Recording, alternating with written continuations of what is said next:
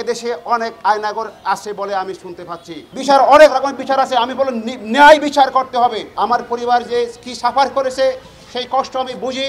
আমাকে গত 2019 সালের 9 এপ্রিল ঢাকার কল্যাণপুর থেকে তুলে নিয়ে যায় 5-7 জনের একটা দল, যাদের গায়ে কোনো ইউনিফর্ম ছিল না, সম্পূর্ণ সিভিল পোশাকে প্লেন ক্লোথেড লোকজন আমাকে জোরপূর্বক একটা মাইক্রোবাসে তুলে সেখান থেকে অজ্ঞাত স্থানে নিয়ে যায়। এভাবে আমাকে 5 বছর 3 মাস ওই গোপন বন্দিশালায় রাখার পর ছাত্র জনতার যে বিপ্লব, যে গণ অভ্যুত্থান যে হলো 5 তারিখ, গত 5ই আগস্ট, তারপরে 7 আগস্ট আমাকে সেখান থেকে নিয়ে গিয়ে আমার এলাকার কাছাকাছি একটা জায়গায় তারা ছেড়ে দিয়ে রেখে আছে। ওখান থেকে আমি খুব অনেক কষ্ট করে আমি বাড়ি ফিরেছিলাম। তো আজকে এসব ব্যাখ্যা আমি দেব না, এসব কথা বলবো না।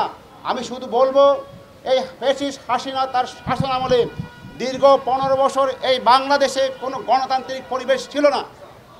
এই সরকার মানুষের গলা টিপে তাদের যে অন্যায় অপরাধের বিরুদ্ধে যাতে কথা না বলতে পারে, সমস্ত বিরুদ্ধ শক্তিকে তারা গলা টিপে তার কণ্ঠস্বর রোধ করে দেওয়ার চেষ্টা করেছিল এবং জনগণকে এই ভয় দেখিয়েছিল যে আমরা ইচ্ছা করলে তোমাদেরকে তুলে নিয়ে মাসের পর মাস আমি গুম করে রাখতে পারি, তোমাদেরকে খুন করে রাখতে পারি, এই আমার ক্ষমতা, এই শক্তি আমার আছে।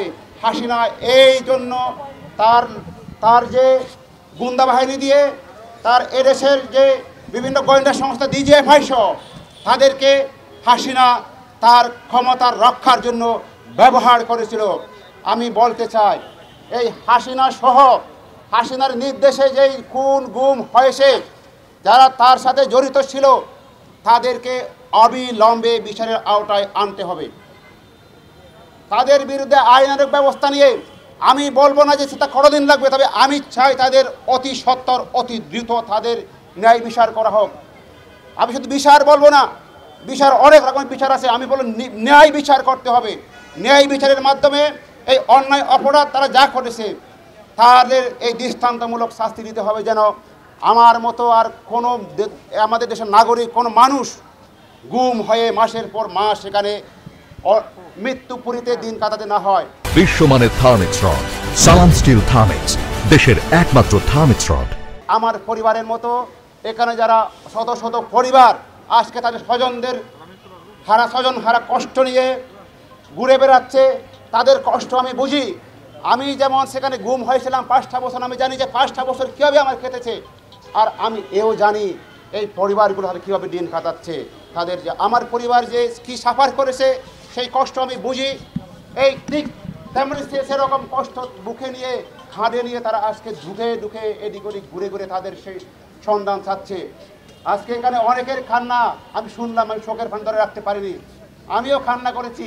তো আমি বলতে চাই, এই সরকারকে এই যে একটা তদন্ত কমিশন হয়েছে, এই তদন্ত কমিশনকে তাদের যথাযথ তাদের দায়িত্ব পালন করতে হবে। আমি বলতে চাই, অতি সত্বর এই যাদের গুম করে এখন রাখা হয়েছে, যারা এখন সন্ধান পায়নি, তাদের বাবার কি হয়েছে, তাদের চাচার কি হয়েছে, তার স্বামীর কি হয়েছে, তার আত্মীয় সন্তানদের কি হয়েছে, এই কমিশন অতি সত্বর তা জানাবে। কেউ যদি তাদেরকে খুন করা হয়, তাদেরকে মেরে ফেলা হয়, তাও জানাতে হবে। এবং যদি বেঁচে থাকে কোথাও কোনো আয়নাগরে, এদেশে অনেক আয়নাগর আছে বলে আমি শুনতে পাচ্ছি। আমি সেখানে এসব বিষয়ে কোনো কিছু শুনতাম না, সেখানে আমাদেরকে কোনো ইনফরমেশন দেওয়া হতো না, দুনিয়া থেকে বিচ্ছিন্ন করে রাখা হতো।